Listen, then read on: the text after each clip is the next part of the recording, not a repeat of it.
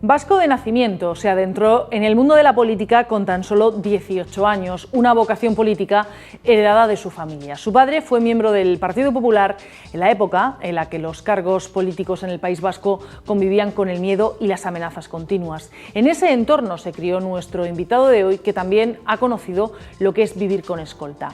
Al igual que su padre, comenzó su carrera política bajo las siglas del PP, donde desempeñó varios cargos a lo largo de más de una década. Sin embargo, todo cambió en 2013. Ese año presentó su baja por diferencias irreconciliables con la cúpula del partido y se lanzó a una nueva aventura política, Vox. De ese nuevo partido que aspira a conseguir representación en el Congreso de los Diputados hablaremos esta noche con él. Hoy visita el plató de Tribune el presidente de Vox, Santiago Abascal. 3 caminos, 3 rutas, gramática para comprender hechos, lógica para razonarlos y retórica para expresarlos. Son 3 de las 7 artes liberales relativas a la elocuencia, cuyo propósito es dar al hombre libre conocimiento y destreza. La confluencia de estas 3 artes da origen al Tribune. Buenas noches, fieles a nuestra cita de los martes con todos ustedes. Hoy vamos a dedicar nuestro programa a conocer de cerca un proyecto político que surgía allá por 2014.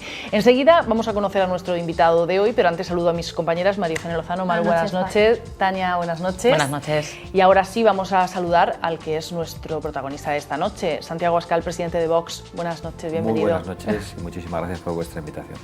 Gracias por haberla aceptado. Decía que vamos a conocer o vamos a intentar acercarnos al proyecto de Vox. Surgía en 2014, si no me equivoco, dentro de un panorama político en nuestro país complicado, con 2 partidos predominantes, pero para que nuestros espectadores se puedan hacer una idea, ¿en qué posición del mapa político se ubica exactamente Vox? Bueno, Vox surge en el año 2014, en el mes de enero, y concurre por primera vez a las elecciones europeas de ese año, en mayo, y está a punto de obtener representación parlamentaria y de ser uno de los partidos que se consagran entonces. No lo consigue solo por 1000 votos en el conjunto de España, y de ser uno de los partidos que se consagran junto con Ciudadanos y con Podemos. En España tendemos mucho a poner etiquetas y a querer calificar a los partidos entre liberales, conservadores, cristianodemócratas, socialistas, comunistas, izquierdas, derechas, centros. Nosotros no tenemos ningún miedo ni ningún complejo y somos un partido que cualquiera que escuche va a ubicar en el ámbito de la derecha española. Pero creemos que es mucho más importante que se nos conozca por mensajes concretos que Vox lanza, por propuestas de política concreta, por nuestra crítica al Estado de las autonomías, por nuestra crítica a un sistema fiscal absolutamente abusivo por parte del Estado, con nuestra crítica a la intervención del Estado en la sociedad, a la intervención del Estado en la moral, en el ataque al derecho de los padres a la libertad de educación. Y creemos que con esos mensajes podemos llegar a personas que no se etiquetan necesariamente con una ideología concreta, sino que quieren defender cosas concretas. Ha dicho que le faltaron 1000 votos para consagrarse como otros partidos como Ciudadanos o Podemos. ¿Dónde cree usted que faltó, dónde se pudo poner el acento para conseguir esos 1000 votos que faltaron? Es difícil saber en qué nos equivocamos y en qué acertamos, ¿no?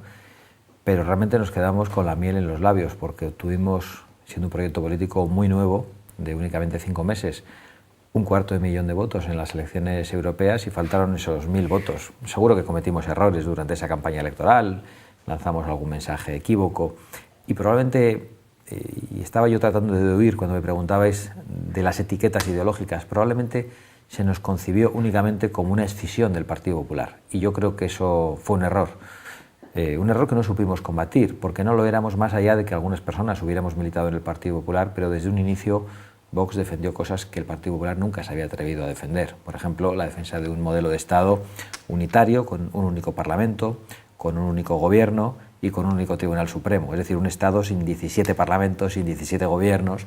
Y eso es algo en lo que creen una parte importante de los españoles, pero que el Partido Popular nunca había defendido. Es decir, no éramos una simple escisión. Sin embargo, hubo personas que lo concibieron de esa manera y que probablemente no nos votaron por eso.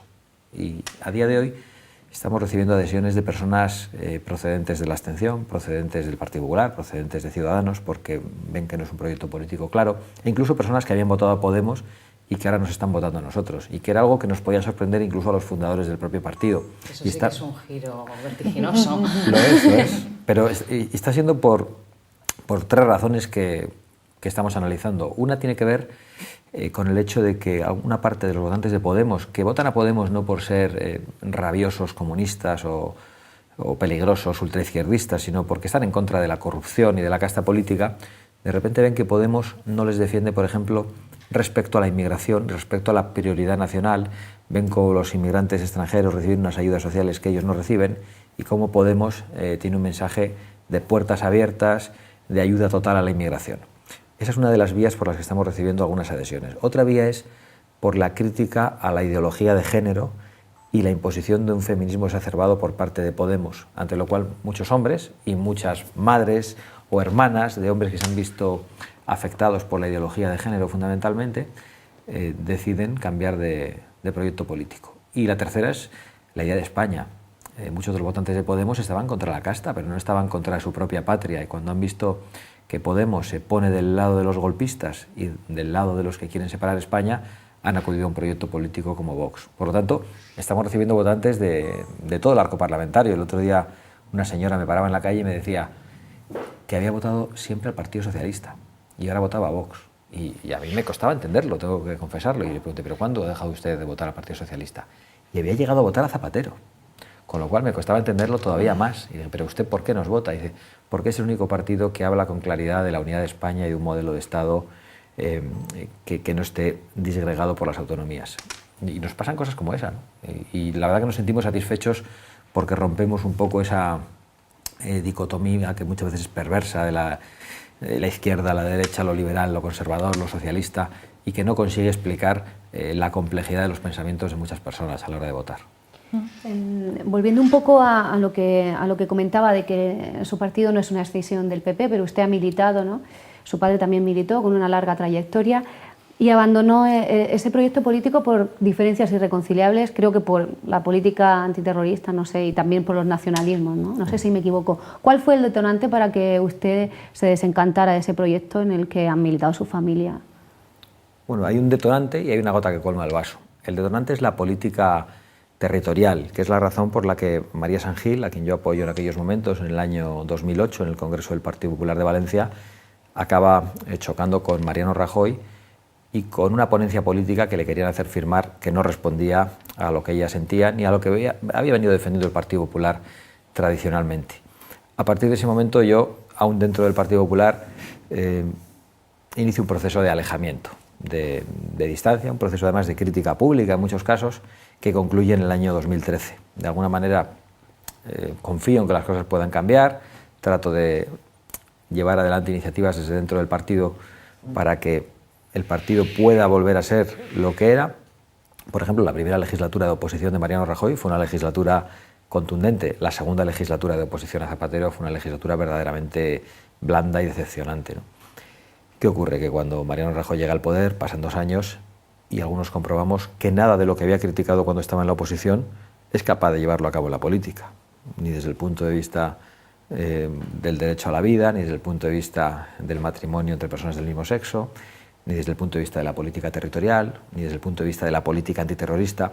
Y para mí el desencadenante, donde ya finalmente decido que tengo que dejar de militar en el PP, es cuando asumen todo el fin de la doctrina Parot derivada del Tribunal Europeo de Derechos Humanos de Estrasburgo y comienzan a excarcelar a presos de ETA. Claro, sí, como Bolinaga fue la época de la excarcelación de Bolinaga. Eso es lo que a mí me lleva a la política de alguna manera, ¿no? Todos tenemos una razón, probablemente los que nos comprometemos en política, una razón concreta que nos lleva a ese compromiso. Y en mi caso tenía mucho que ver con la política antiterrorista y con la unidad de España, por lo que había vivido mi familia en el País Vasco, con lo cual me sentí traicionado de una manera muy directa y decidí abandonar mi militancia en el mes de octubre del 2013 y en enero decidimos fundar un nuevo partido político junto con otras personas, entre ellas con Ortega Lara.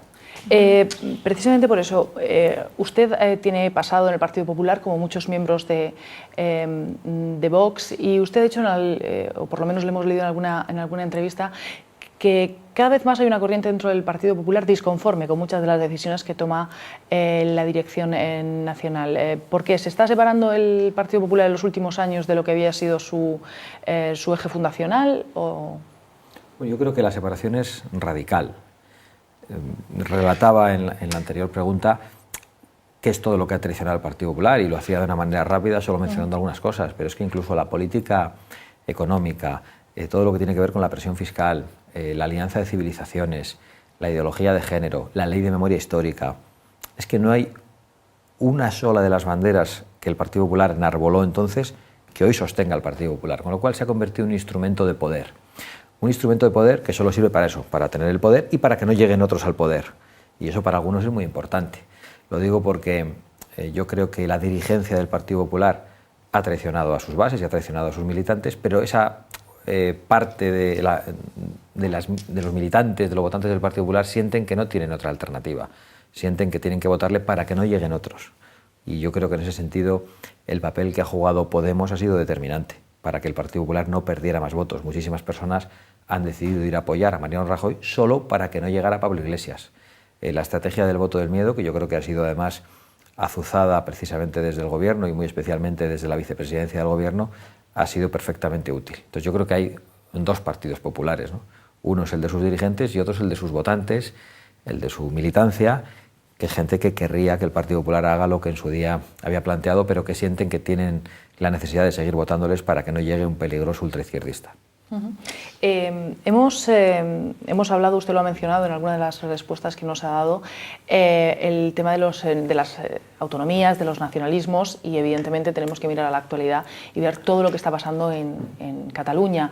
Si no me equivoco, en el Congreso de Valencia de 2008, usted junto con otro compañero, con Alejo Vidal Quadras, ya plantearon esa posibilidad de reformar la Constitución y ver un poco el problema de los nacionalismos que estaban surgiendo tanto en Cataluña como podíamos verlo también en aquel momento en el País Vasco. ¿No se ha atajado el problema de Cataluña a su juicio? Bueno, yo creo que no solo no se ha atajado, sino que se ha agravado.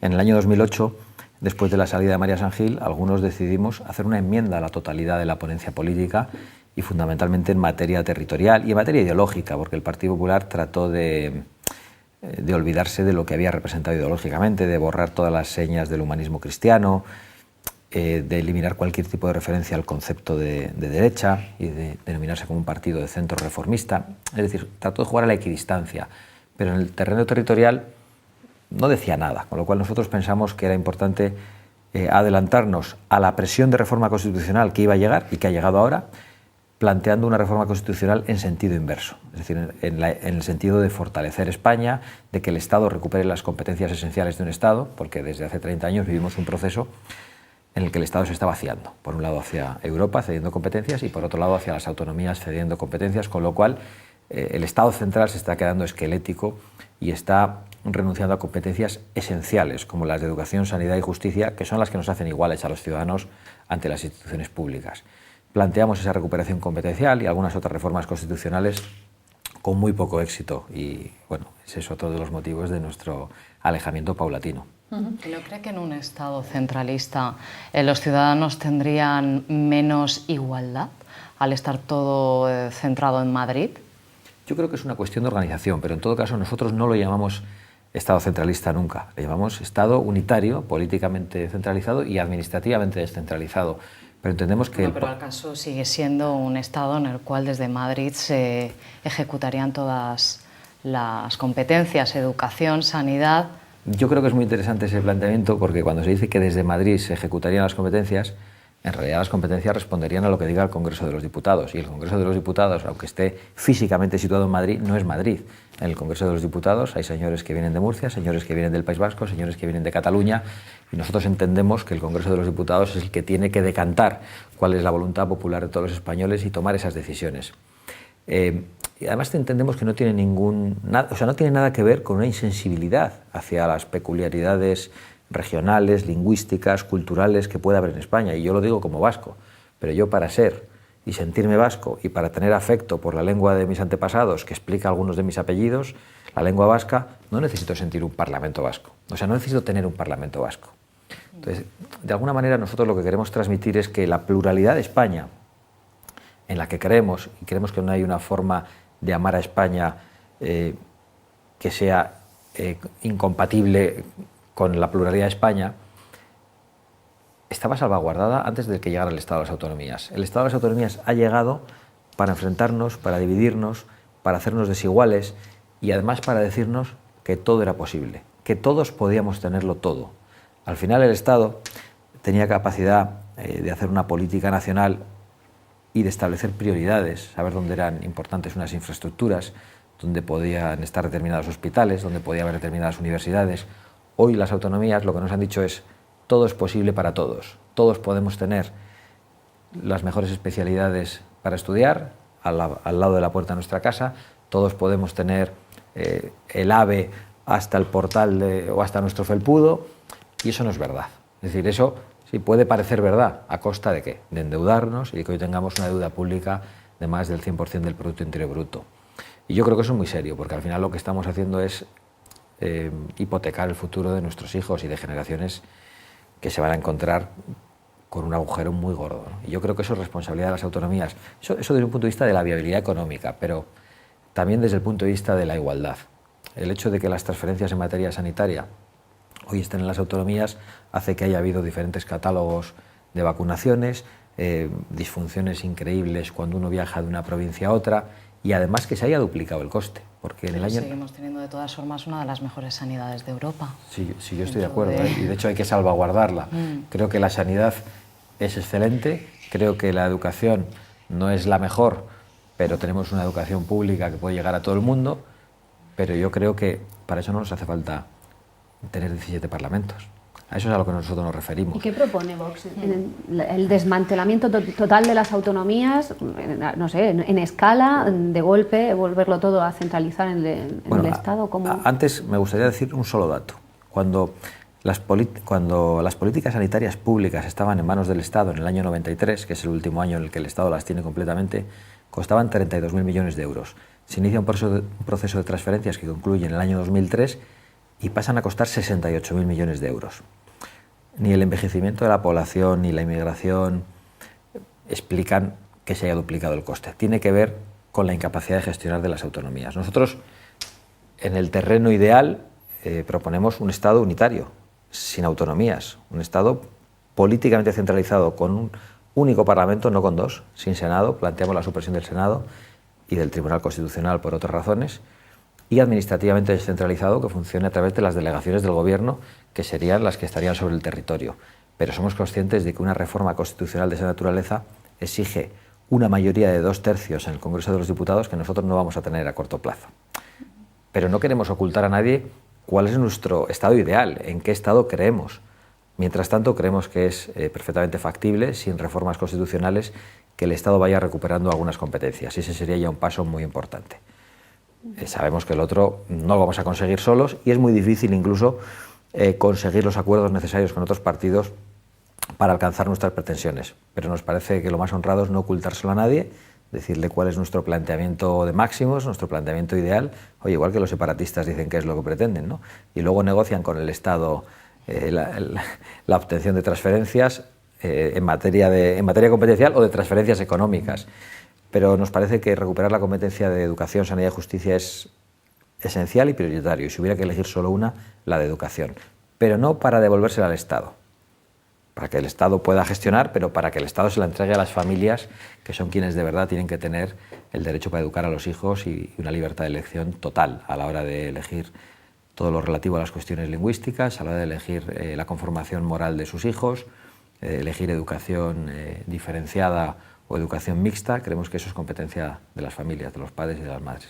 Hablando precisamente del estado de las autonomías y las diferencias entre unas y otras, hace poco se aprobó el cupo vasco que ha levantado polémica, sobre todo en diferentes comunidades autónomas que están a la espera de una reforma del sistema de financiación para que todas puedan tener los recursos que llevan demandando. ¿Usted como vasco qué opina al respecto sobre...? Pues yo como vasco opino que el pufo vasco es inaceptable. Yo creo que es una antigualla, creo que responde a los acuerdos a los que llegaron en su momento las oligarquías políticas y financieras, y creo que hace obtener al País Vasco una sobrefinanciación que al final implica que otros tengan una infrafinanciación. Por lo tanto, me parece que es absolutamente denunciable. Yo no creo en el cupo y además creo que es una estafa para todos los españoles, pero en el fondo también una estafa si atendemos a su concepción original, porque según la propia Constitución, los territorios históricos que tienen derechos históricos y que pueden, por lo tanto, recaudar sus impuestos, serían las provincias, en concreto las provincias de Álava, Vizcaya, Guipúzcoa y también Navarra. Y son las provincias las que recaudan los impuestos, pero tienen que entregar el 60% de lo recaudado al gobierno vasco. Es decir, a una institución común, a una institución centralista, y utilizo ese término de manera deliberada porque es la acusación que ellos lanzan contra el Estado, que hace que las provincias, que son las legítimas, las que legítimamente tienen el derecho, según la propia Constitución, para recaudar, tengan que entregar prácticamente todo lo recaudado a una institución central, como la vasca, que además lo ha utilizado para atacar a España y al proyecto común de España. Y por lo tanto, yo como alavés creo que Álava hizo un mal negocio incorporándose a la Comunidad Autónoma Vasca en el año 1980 y de hecho he defendido que si el País Vasco, Ibarretxe lo intentó, iba por la vía de la secesión y de la ruptura de España, Álava tendría que separarse de la Comunidad Autónoma Vasca. Y bueno, esto que lo he defendido en el propio Parlamento Provincial de Álava, que lo ha aprobado por mayoría en aquel momento. Ha hablado del Estado de las Autonomías y también ha hecho mención a Europa, a la Unión Europea. ¿Cuál es el proyecto de Vox en ese sentido? ¿España estaría dentro de Europa, estaría fuera de Europa? ¿Queremos una Europa pero distinta? Bueno, España está en Europa con más derecho que los demás países de Europa. Desde un punto de vista cultural, España ha tenido que pelear durante 8 siglos para ser Europa. Es decir, a nosotros no nos ha venido dado por la geografía, por las circunstancias históricas, sino que nuestros abuelos, los abuelos de nuestros abuelos, han tenido que pelear para que España forme parte de Europa desde un punto de vista cultural.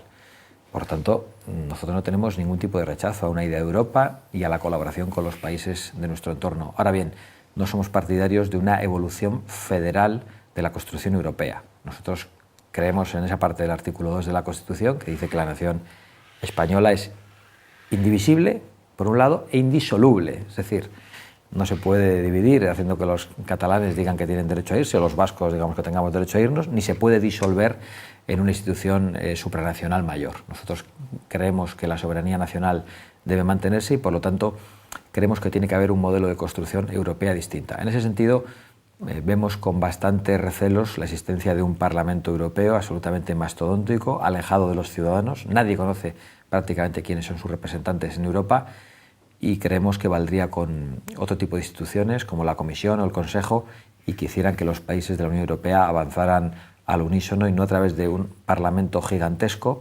costosísimo, demasiado bien pagado, que está determinando toda la legislación nacional de los Estados. Entonces estaríamos hablando de Europa sí, pero con matices. Eso No es, el modelo actual. Y no estamos planteando la salida del euro ni nada similar. Y si tenemos que hacer una lectura histórica, pues creemos que Europa nos ha dado cosas y nos ha quitado otras, ¿no?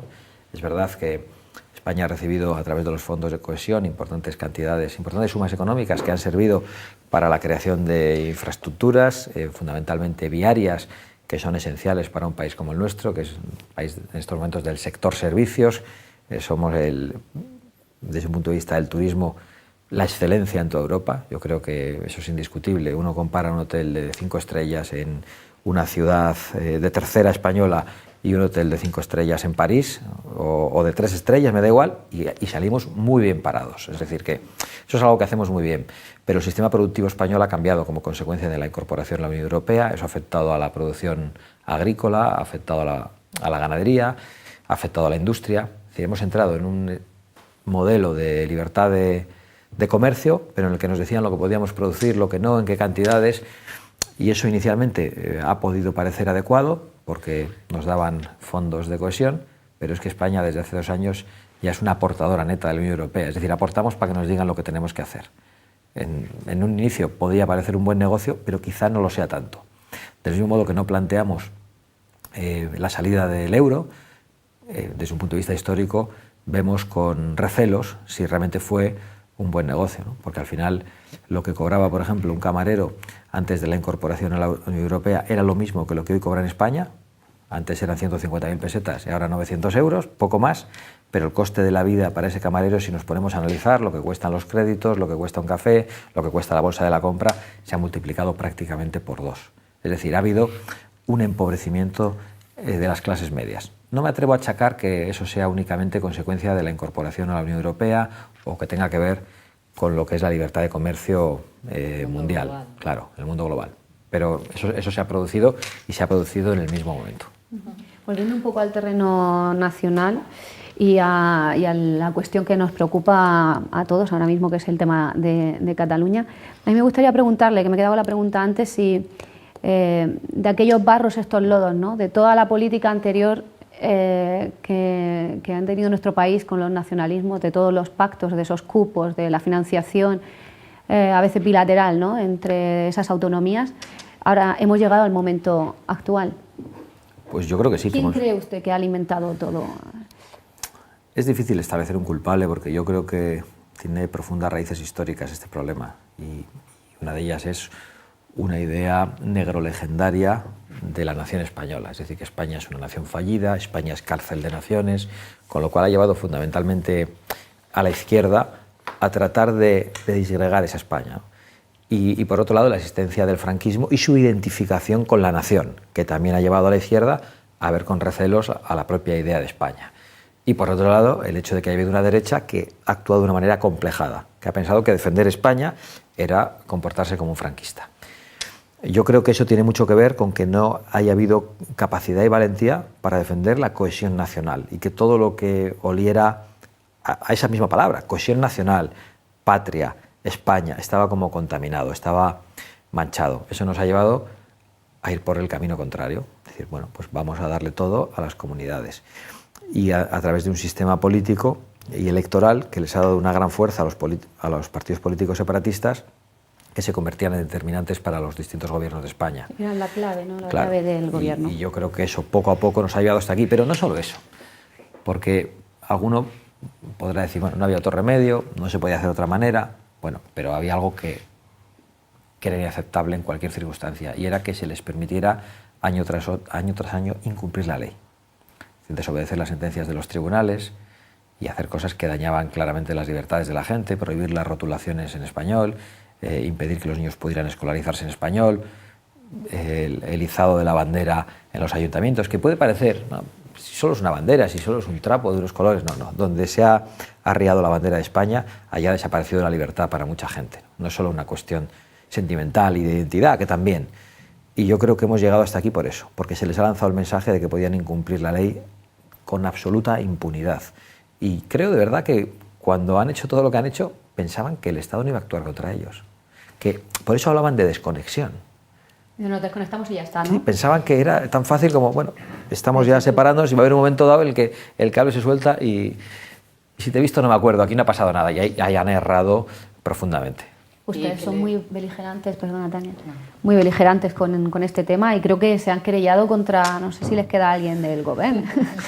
No, del gobierno, no, hemos querellado contra todo el gobierno actual y contra todo el gobierno anterior, porque nosotros estamos convencidos de que este golpe de Estado no lo inicia Puigdemont, lo inicia Artur Mas. De hecho, nos querellamos contra él y no admiten nuestra querella, pero luego admiten la de la Fiscalía, que era parecida, pero no está con más delitos, eso contra Artur Mas.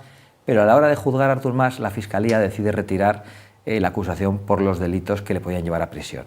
Es decir, desde nuestro punto de vista, ha habido un pasteleo político. Artur Mas tenía que estar en prisión. Y nosotros no lo decimos desde el odio político del adversario o del enemigo político en este caso, porque si yo distingo entre adversarios y enemigos.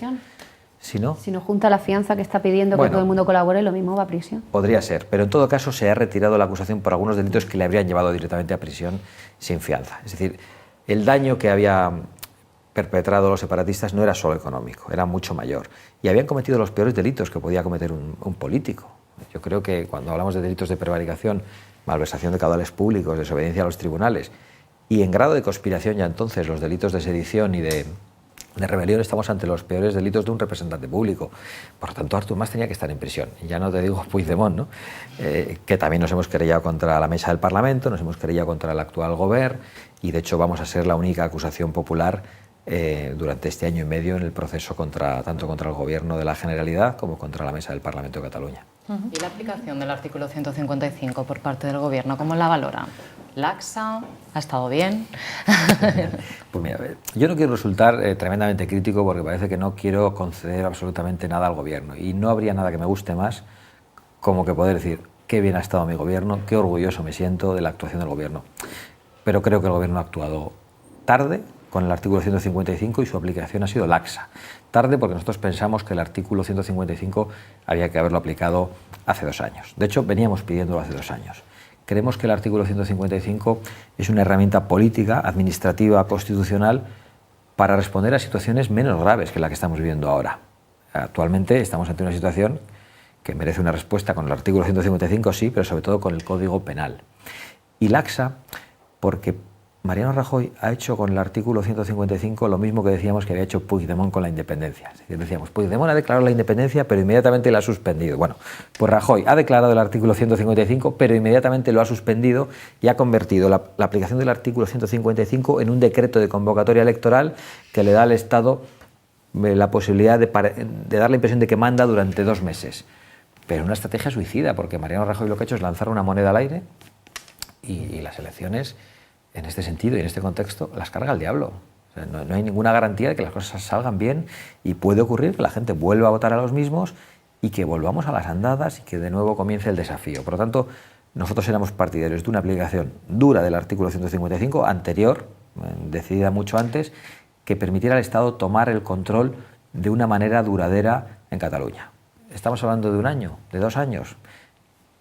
Pues no me atrevo a poner ahora mismo un plazo, pero el tiempo que hiciera falta para que en Cataluña se restableciera la legalidad. Y nosotros estamos convencidos de que en Cataluña no se ha restablecido la legalidad, de que la TV3 sigue siendo un instrumento al servicio del golpe de Estado y que muy probablemente a partir del 21 de diciembre nos encontremos en el punto de partida. Por lo tanto, creemos que el Gobierno no ha actuado bien y que es responsable, por dejación de funciones, del terrible daño que se ha hecho a España durante todo este tiempo.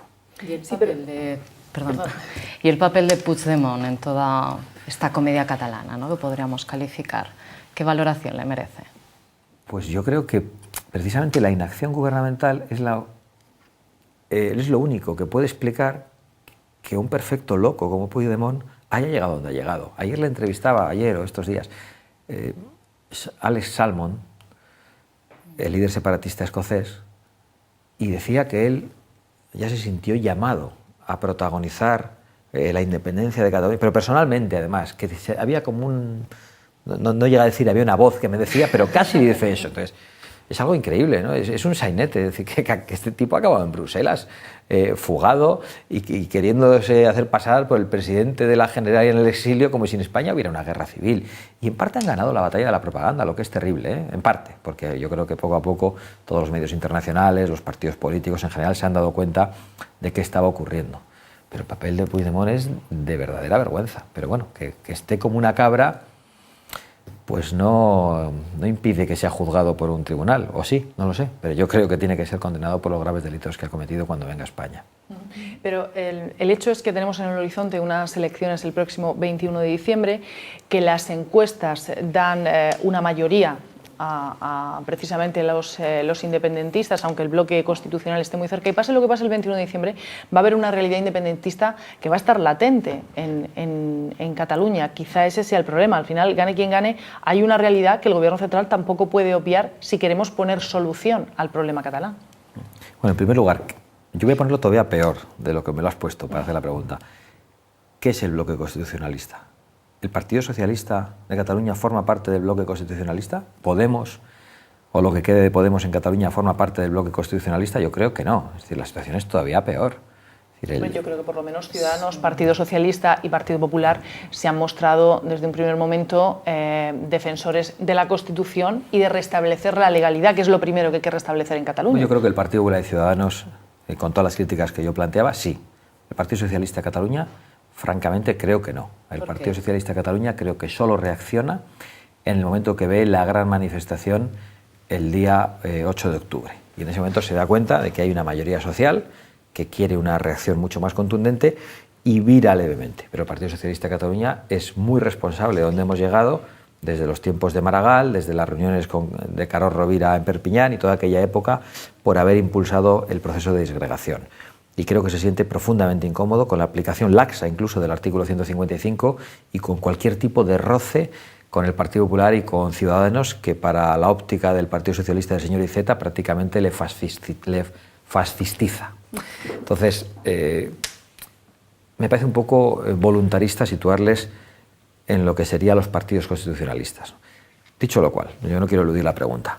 Claro, hay un problema social en Cataluña. A mí no se me escapa, no lo niego. ¿Qué alternativas tenemos? Bueno, dejarles marchar. Hay una mayoría social, que no es una mayoría social, pero supongamos, hay una mayoría social, una mayoría significativa que quiere la secesión y no hay otra que se opone, pues dejémosle que se vayan. Esa es una alternativa. Yo no creo en esa de ninguna de las maneras. Hagamos un referéndum pactado. Yo no creo en esa posición en ningún caso. No creo ni en el referéndum en Cataluña ni en el referéndum en el conjunto de España para decidir si Cataluña puede irse. Yo creo que estas cosas no se deciden con referéndum. Hay otra alternativa, que es no apliquemos la ley. Hagamos como que no ha pasado nada. A mí esa no me parece una alternativa en una democracia. Entonces yo creo que hay que aplicar la ley con toda crudeza, encarcelar a quienes han cometido delitos, aplicar el artículo 155 de manera duradera y no engañar a la gente. Esto no se va a solucionar así. Hacen falta 3 décadas, 4 décadas para reconstruir poco a poco lo que se ha dañado en 3 décadas. Esto no se va a arreglar con la aplicación del artículo 155 y metiendo en la cárcel a Puigdemont. Nosotros somos conscientes de eso. Pero hay que hacerlo. Para nosotros sí. Es más, no hay otro remedio. Bueno, la respuesta es obvia, pero Junqueras y los consellers que están encarcelados ahora parece que quieren acatar el 155 con el anhelo de salir de la cárcel. Yo la verdad que lo leí ayer y es una parte más del sainete, ¿no? Esto es como el que comete un delito y me he cargado a un tipo y dice, bueno, pero acato el Código Penal, ya sé que no se puede matar a nadie. Pues mira, ya lo sabrá usted, pero lo ha hecho. Es que el delito lo ha cometido. Entonces, a mí me preocupa extraordinariamente ver... Hay muchas voces que dicen que mejor que todos salgan fuera para presentarse a las elecciones y como claro, tener la fiesta en paz. Sí, pero es que tener la fiesta en paz, ese es el problema, ¿no? La idea esta de, o por la paz una de María, aquí no ha pasado nada. No, aquí ha pasado cosas muy serias. Ha habido políticos que han incumplido las leyes y no puede haber ninguna alternativa que pase por no cumplir las leyes, porque haya impunidad. Entonces, que vaya a haber impunidad o una decisión estratégica temporal para que salgan de prisión, para que no se les dé una baza, pues bueno, a mí me parece un error. Yo creo que hay gente en la cárcel por mucho menos. La impunidad no sería, realmente sería, está contemplado dentro del derecho español, que ellos puedan salir una vez que hayan acatado la Constitución y más adelante se seguirá con el proceso judicial. Bueno, el derecho español no está contemplado que un juez pueda eliminar la prisión preventiva y pueda sacarles por las razones que estime el juez, no que sea porque han acatado la Constitución.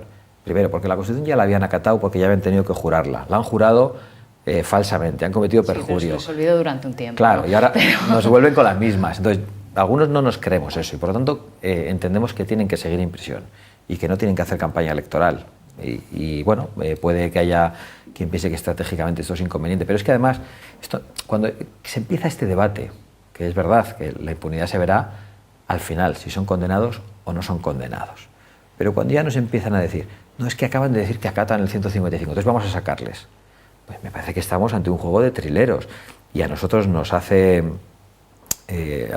ponernos en alerta porque decimos, verás como cuando llegue el momento de la acusación final por parte de la Fiscalía General del Estado va a haber presiones fortísimas para que determinados delitos no estén sobre la mesa. Por suerte va a haber una acusación popular, que va a ser la de Vox, que va a mantener esos delitos hasta el final en el escrito de acusación. Pero vemos con mucha preocupación que pueda formar parte del debate político el que un señor que ha cometido unos delitos diga, bueno, pero acato la ley. Esto es como el que ha robado Granados o Ignacio González. Todos dicen, no, bueno, acatamos la ley. Bueno, pues sí, pero si ustedes han cometido estos delitos, en caso de que los hayan cometido, ¿qué más nos da que acaten la ley? Entonces, ¿por qué a los separatistas catalanes hay que tratarlos con ese privilegio? Yo creo que no lo merecen, no lo merece ningún político. Siempre se ha dicho, con todo lo que está pasando en Cataluña, que el País Vasco miraba por el rabillo del ojo lo que estaba pasando, porque dependiendo de cómo se pudieran desarrollar los acontecimientos en Cataluña, quizá el País Vasco podía tomar la misma deriva. Siempre se ha hablado de esta posibilidad. ¿Usted cree que si las cosas hubieran salido de otra forma en Cataluña, más beneficiosas para el independentismo, el País Vasco podía haber cogido la misma senda? Sí, yo creo que sí. Lo que ocurre es que desde la perspectiva de algunos, de Íñigo Urkullu, que supongo que quiere desear pasear con sus hijos tranquilamente por Durango y no quiere ir a prisión, pues esto de Cataluña le parecerá un lío horroroso porque les ha salido mal. Por no hablar de la fuga de empresas. Bueno, aparte de eso, entonces, yo creo que no están preparados desde un punto de vista de la obtención de una mayoría social para esa estrategia. Pero siempre ha habido una estrategia de relevos en el separatismo en España. Cuando el separatismo vasco es más beligerante, el separatismo catalán está en la retaguardia. Y dentro del separatismo vasco, cuando ETA estaba en la vanguardia terrorista del ataque a España, había un partido nacionalista vasco más moderado. Cuando la banda terrorista ETA decretaba una tregua, inmediatamente el Partido Nacionalista Vasco se radicalizaba. Esta no es una tesis mía, se la he oído a Jaime Mayor Oreja muchas veces y la comparto plenamente. Entonces, ahora mismo, la vanguardia de la ruptura en España la encabeza el separatismo catalán y los demás están a la expectativa. Y yo creo que el golpe, si se consigue detener lo que ha pasado en Cataluña, el golpe nos vendrá pronto por otro sitio. Ha comentado una cosa que me ha llamado mucho la atención. De hecho, en Andalucía van a declarar la independencia el día 4 de diciembre, estos locos del SAT. Sí. Son cosas, yo mismo me he reído hoy en Twitter y he pedido camisas de fuerza cuando he visto la noticia, pero claro, nos reímos de estas cosas, pero de Sabino Arana se reían hace 110 años. Y el propio Unamuno se reía de Sabino Arana. Y a día de hoy hay un grave problema de separatismo en el País Vasco y hay un grave problema de separatismo en Cataluña, hay un problema de separatismo en Galicia, hay un problema de separatismo pequeño en la Comunidad Valenciana, en Baleares, puede empezar a verlo en Asturias, aunque resulta aún insignificante. Es decir, estas cosas que nos parecen anecdóticas acaban llegando si no son combatidas. He escuchado una cosa de la que ha comentado antes, que ustedes, aparte de suprimir el Estado de las Autonomías, o por lo menos esos 17 parlamentos, también han hablado de suprimir el Constitucional. ¿A qué? Nosotros entendemos que el Tribunal Constitucional funciona como un tribunal de carácter político, es decir, como una tercera cámara de representación parlamentaria. Y lo que los partidos no han dirimido en el Senado y en el Congreso con éxito, pues lo acaban dirimiendo en el Tribunal Constitucional, que es un lugar donde acaban mandando los propios partidos políticos a gente de su influencia. Yo creo que el Tribunal Constitucional se deslegitimó por completo cuando, de una manera ilegal, impugnó la decisión del Tribunal Supremo que había ilegalizado las marcas políticas de ETA. Y lo hizo entrando en la valoración de la prueba, que era algo que no podía hacer el Tribunal Constitucional. Algunos incluso decidimos ir a presentar una denuncia por prevaricación judicial, entonces contra los magistrados del Constitucional, pero ya había habido una prevención política unos meses antes, según la cual, en resumen, los magistrados del Constitucional no prevaricaban, hicieran lo que hicieran. Entonces nosotros pensamos que el Tribunal Constitucional no debe existir y que para garantizar una clara independencia del Poder Judicial tiene que haber únicamente un Tribunal Supremo con una sala para asuntos constitucionales formada únicamente por jueces y elegidos por jueces. Creemos que el Consejo General del Poder Judicial debe estar elegido también únicamente entre jueces y por jueces. Hay algunos que, algún día lo he debatido en televisión, que dicen es que esto daría lugar al corporativismo judicial. Bueno, es que a día de hoy lo que tenemos es corporativismo de partidos. Los partidos lo controlan todo. Una vez que alcanzan el gobierno, tienen a 100 diputados, a los que cuando uno levanta el dedo o lo baja, les obligan a votar de una manera o de otra. Tienen una gran capacidad de influencia en el Poder Judicial, que a veces es sorteada porque hay jueces que verdaderamente ejercen su independencia, pero creemos que eso hay que garantizarlo. Tiene que haber una división de poderes mucho más clara y el Tribunal Constitucional no contribuye. Eso no significa que no haya unos jueces que vayan a decidir sobre asuntos de constitucionalidad, pero nosotros pensamos que tiene que ser una sala del Supremo formada exclusivamente por jueces y no por profesores universitarios, amigos de los políticos, que es lo que acaba llegando al Tribunal Constitucional. O sea, estaríamos hablando de una integración del Constitucional en el Supremo, pero no de dos altos tribunales, por así decirlo. Le hemos oído hablar de todas las querellas que tiene puesta Vox en todo el tema del proceso y en varias cosas. Nos llama la atención cómo se financian ustedes, si todavía son un partido pequeñito, para llevar a cabo toda esa actividad, en este caso judicial. Pues mira, los abogados no cobran absolutamente nada y lo hacen por amor al arte o por amor a la patria. Y lo único que tenemos que pagar son las fianzas, que a veces son elevadas. De hecho, para que os hagáis idea, el Supremo está imponiendo fianzas de 4.000 euros en procesos de esta naturaleza y el Tribunal Superior de Justicia de Cataluña nos ha pedido 20.000. Nos ha pedido 20.000 después de dividir la causa en dos. Hemos recurrido, al final han sido 13.000, pero al dividir la causa en dos nos han vuelto a pedir otros 13.000, 26.000 euros. Eso en el Tribunal Supremo lo habríamos hecho con mucho menos dinero. Y además, las fianzas tienen la función de impedir las denuncias temerarias. Pero cuando la querella de la Fiscalía por los mismos delitos ya había sido admitida, aunque era posterior a la nuestra, pero ya había sido admitida, no tiene sentido después admitir la nuestra imponiéndonos una fianza. Si usted ya ha admitido la de la Fiscalía, aquí no hay temeridad. Esto es un delito que para la mayor parte de la población se ha cometido de una manera evidente, incluso para los jueces. Entendemos que están intentando apartar a la acusación popular. Pero bueno, ¿cómo conseguimos ese dinero? Por ejemplo, a través de ¿Cómo se financia? Captación de fondos a través de Internet. Anunciamos en las redes sociales la injusticia, crowdfunding, como le llaman ahora, anunciamos que el Tribunal Superior de Justicia de Cataluña ha cometido la injusticia de ponernos una fianza abusiva y en cuestión de muy pocas horas obtenemos los fondos. Llegan inmediatamente a través de pequeñas donaciones, gente que dona 1 euro, que dona 2, igual hay uno que dona 100 o alguno que dona más, pero fundamentalmente a través de microdonaciones. Y ese es el modo de financiar estas iniciativas. Vox se financia a través de sus afiliados, que han pasado de 3.000 a 5.000 en los últimos 3 meses, precisamente al calor de una respuesta contundente por parte de nuestra en Cataluña. Y nos financiamos también a través de crowdfunding en momentos concretos. Es decir, en este caso era para las fianzas, pero cuando ponemos en marcha alguna iniciativa particular la anunciamos y pedimos ayuda para eso y normalmente la obtenemos. Eso sí, todo de manera muy modesta. Hemos visto que tienen sus cuentas colgadas en la web, ¿no? Y con una auditoría para que todo el mundo pueda ver con transparencia en qué se gastan el dinero, ¿no? Bueno, así es, y también en el Tribunal de Cuentas, que las tiene para que sepa quiénes son las personas que nos donan, porque es que incluso, claro, el Tribunal de Cuentas, esto es una cosa que yo veo con algo de perplejidad, ¿no? Porque en el Tribunal de Cuentas al final hay que comunicar cuáles son todos los donantes de los partidos, pero donantes pequeños y grandes. Y yo creo que esto, de alguna manera, acaba chocando con el derecho a no declarar sobre tu ideología política, que es un derecho constitucional. Entonces, yo creo que aquí hay un conflicto de derechos que algún día supondrá un debate político. Porque al final hay gente que, oye, dona una pequeña cantidad, se afilia a un partido político y no desea que nadie sepa que se afilia a un partido político. No estamos hablando de alguien que pone millones y millones de euros en un partido y que de repente consigue influir en la cosa pública a través del dinero, sino de personas modestas, personas humildes que ponen una pequeña cuota para afiliarse a un partido político y el partido político se ve obligado a declararlo ante el Tribunal de Cuentas y eso en principio es secreto, pero hasta que deje de serlo, hasta que de repente... A pequeña escala sí, pero me imagino a gran escala, claro, para evitar los lobbies, pues me imagino que ese será el sentido, de que no haya un anónimo que dé muchísimo dinero, ¿no? Ese es, pero al final se sabe todo. Entonces, bueno...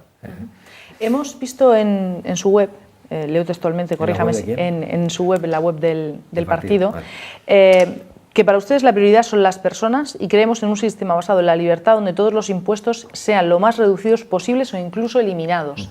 ¿Esto es posible? Bueno, ¿O es, perdóneme, la utopía de todos los partidos de con nosotros vais a pagar menos impuestos? Bueno, yo creo que es posible y necesario, pero yo he empezado a hablar, antes de que me preguntaseis eso, de la eliminación de parlamentos autonómicos y del gasto político del Estado. Entendemos que las autonomías suponen un sobrecoste elevadísimo para los ciudadanos. Digo las autonomías, por supuesto, los entes duplicados, triplicados, etc. Por lo tanto, creemos que el Estado, manteniendo las cosas esenciales de la sanidad, de la educación, puede funcionar con un coste mucho menor. Nosotros planteamos por eso suprimir impuestos, como algunos que son absolutamente injustos, como los impuestos de sucesiones y transmisiones, que afectan fundamentalmente a la gente humilde. Un rico puede recibir en herencia todas las propiedades que le queden, no tiene problemas. Ahora bien, una persona humilde recibe un piso y como no tenga la liquidez va a pagar el dinero que implica esa herencia, pues se queda sin ella o tiene que ponerla en venta y además supone una doble imposición. Lo mismo con el impuesto de patrimonio y creemos que todos los demás impuestos deben bajar. Hemos planteado rebajas en el IRPF, hemos planteado rebajas en los impuestos indirectos como el IVA, en el impuesto de sociedades y además creemos que la rebaja fiscal lleva a que los ciudadanos dispongan de más renta disponible, de más dinero en el bolsillo, puedan consumir más, por lo tanto se genere una mayor actividad económica, más contrataciones, más cotizaciones a la seguridad social y finalmente una mayor recaudación. Nosotros creemos en esa política económica. Cuando se da protagonismo a la sociedad creemos que las cosas funcionan mucho mejor. Estamos llegando ya casi al final de nuestra entrevista, pero antes de marcharnos sí que nos gustaría saber cuál es el próximo objetivo de Vox. ¿Están trabajando ya con las próximas elecciones generales en la vista? ¿Están ante las autonómicas, las europeas? ¿Cuál es el próximo objetivo marcado en su línea de ruta? Bueno, desde un punto de vista, nosotros los objetivos los tenemos a muy corto plazo, estamos recorriendo España permanentemente y dándonos a conocer, pero nuestro objetivo electoral, el siguiente que tenemos es el de las elecciones europeas, que coincidirán con las elecciones municipales y autonómicas. Y somos conscientes de que concurriremos a todas, pero es muy difícil que un nuevo partido político tenga éxito en España si no lo hace en primer lugar a través de una gran institución, o bien el Congreso de los Diputados, o bien las elecciones europeas. Y en ese sentido para nosotros son muy importantes las próximas elecciones europeas, porque además son unas elecciones donde mucha gente se atreve a experimentar. Esto de los experimentos con gaseosa, pues como al final es verdad que a mucha gente no le importa lo de las elecciones europeas y vota muchas menos personas, y muchos de los que van a votar dicen, voy a votar esta vez a este partido, a ver si sale, a ver qué pasa, y una vez que ese partido sale, de alguna manera ya obtiene el sello de calidad y ya es un partido votable para las siguientes elecciones generales. Por lo tanto, nuestra estrategia en estos momentos es la de entrar por la puerta del Parlamento Europeo. Entonces entiendo que primero Europa y ya después España, ¿no? Es donde más esperanzas tienen para entrar en... España primero que todo, siempre. Pues Santiago Abascal, muchísimas gracias por haber estado con nosotras esta noche. Ha sido un placer. Muchas gracias. Muchas gracias a vosotras. Buenas noches. Chicas, nos vemos la próxima semana y a ustedes también les esperamos el próximo martes. Hasta entonces, que tengan una feliz semana. Buenas noches.